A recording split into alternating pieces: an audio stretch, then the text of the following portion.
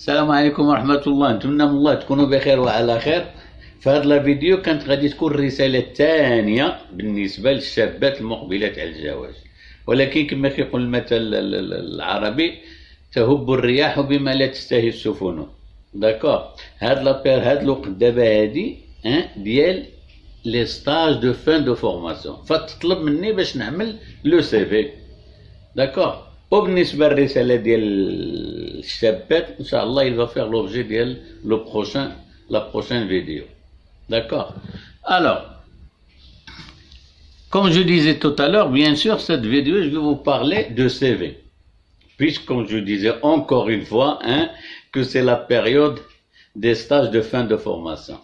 Alors, pour entamer sa demande de stage, bon, il y a une demande d'abord, une démarche qu'il faut respecter et des documents qu'il faut élaborer pour pouvoir décrocher une période de stage, bien sûr, ou un emploi. Ça marche pour les deux cas. Alors, on y va. Le CV de que je vais vous parler, c'est le CV personnalisé. D'accord? C'est le CV personnalisé. C'est pas le CV classique. D'accord? Alors, avant de vous montrer la différence entre un CV classique et un CV personnalisé, un petit conseil. D'accord? Il faut toujours entamer pour entamer n'importe quelle notion, il faut impérativement l'identifier. D'accord? Et cela me pousse bien sûr à poser la question suivante. C'est quoi un CV en général? Ou qu'est-ce qu'on entend par un CV? Ou ça sert à quoi un CV?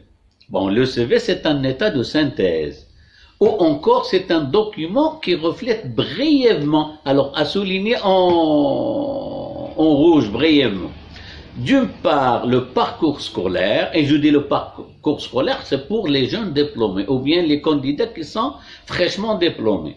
Et d'autre part, le parcours professionnel d'un candidat. Alors, c'est à travers ce document, bien sûr, qui est le CV, que le recruteur va formuler sa première sélection des candidats pour un poste. Et le CV aussi, c'est le document que vous allez remettre bien sûr à l'entreprise que vous souhaitez postuler. D'accord? Alors pour vos informations, le recruteur ne passe généralement pas plus de 30 secondes pour lire un CV. C'est-à-dire c'est très bref. Normalement il doit être bref. Et cela veut dire qu'il faut absolument lui donner envie de vous contacter, de vous rencontrer, de vous convoquer bien sûr pour un entretien. D'accord? Alors, ainsi, la présentation de CV doit permettre au recruteur, bien sûr, de cerner le profil, le parcours et les atouts pour le poste. Alors, pour qu'un CV soit réussi, alors, il faut qu'il soit clair et structuré. Alors, qu'est-ce qu'on entend par un CV qui est clair? Eh bien, c'est simplement, ne cherchez pas à mettre en évidence ou à montrer vos compétences langagières, c'est-à-dire vos vocabulaires et votre bagage linguistique. C'est seulement des phrases courtes, bien sûr, qui expliquent qui vous êtes, d'accord, vos compétences et vos expériences professionnelles. Et structuré, bien sûr, veut dire bien formulé. Ce qui est important et ce qui compte, c'est le contenu des rubriques et non pas leur titre.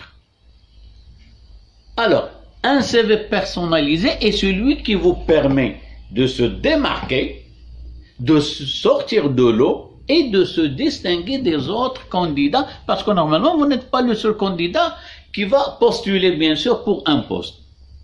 D'accord? Alors, c'est celui qui va vous permettre de se démarquer. Alors, un CV personnalisé est souvent concis, précis et facile à lire.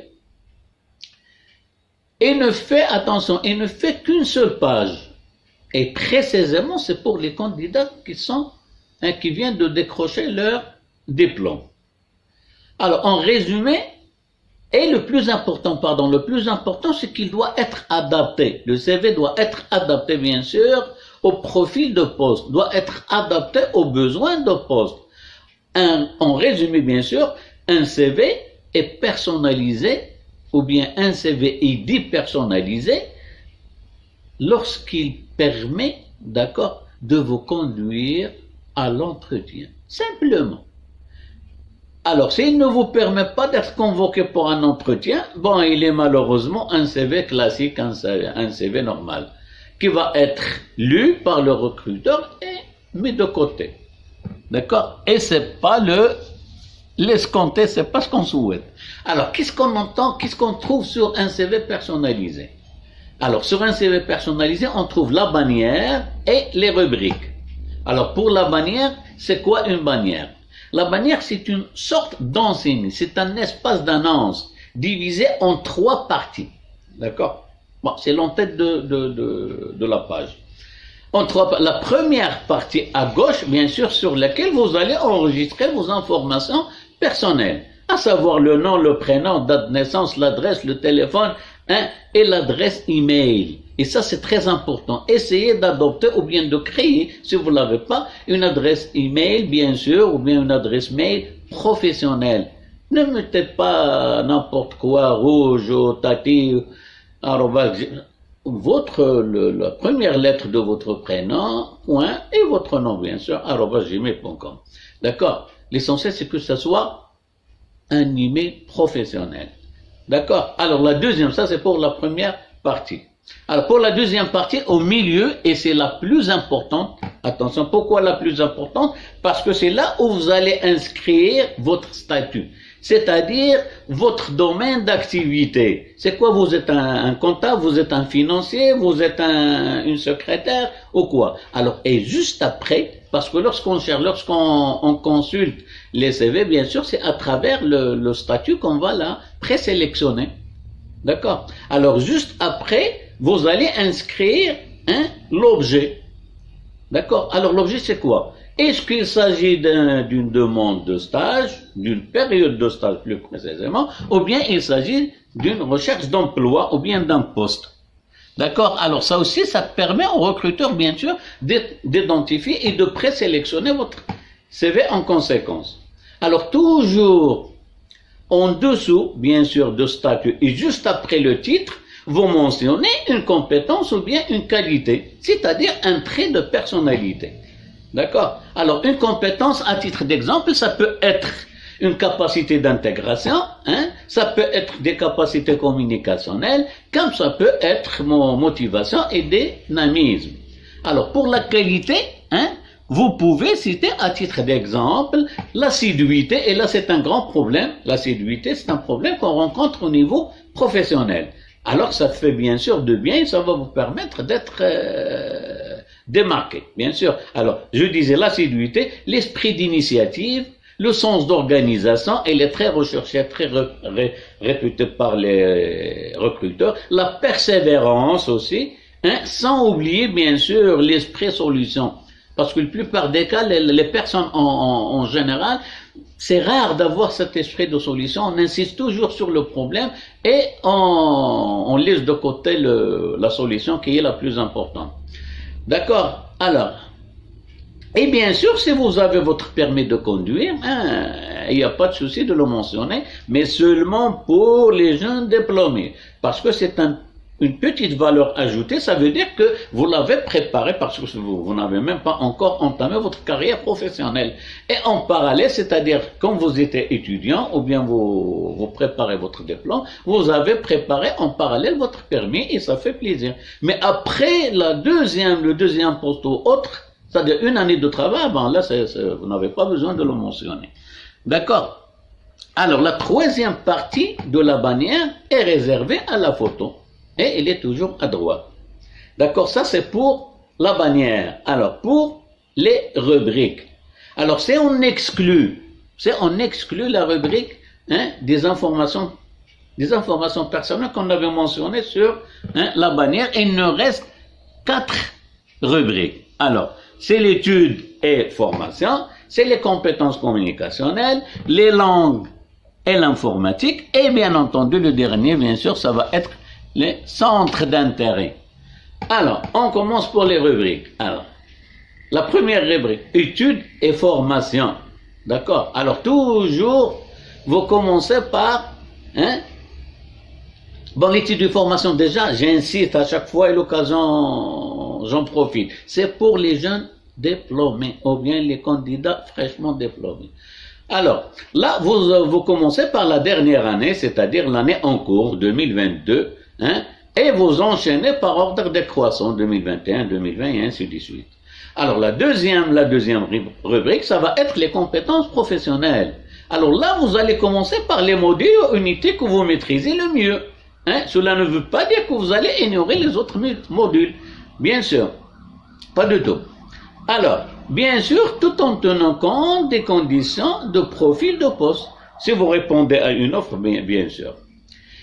Et c'est dans cette rubrique, c'est-à-dire la compétence professionnelle, que vous allez parler de votre période de stage. Si jamais vous avez eu la chance de décrocher une période de stage pendant votre formation. Alors, c'est le bon moment pour en parler.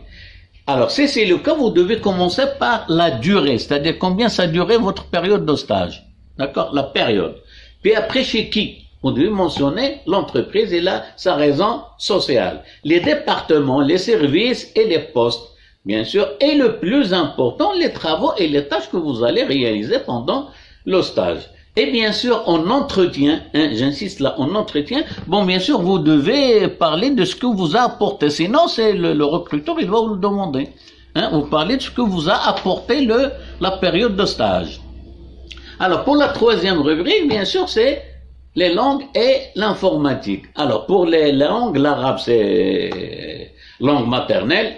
Malheureusement, on la maîtrise même pas.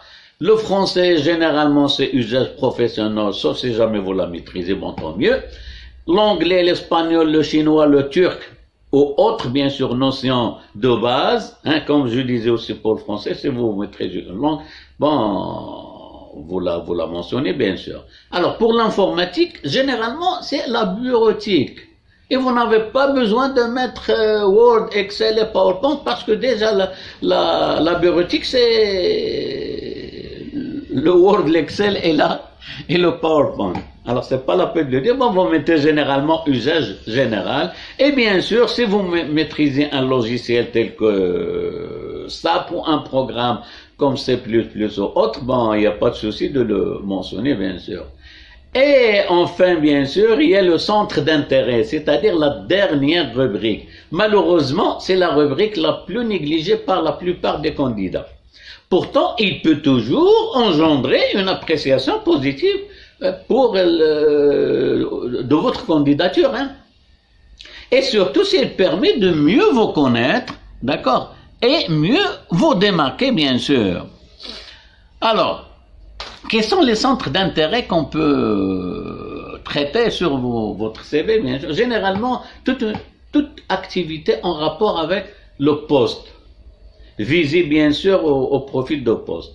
À titre d'exemple, un sport individuel ou collectif, le bénévolat c'est très important, d'accord? Parce que cela veut dire que vous accordez votre temps à l'action associative, vous accordez un peu de votre temps à l'action associative.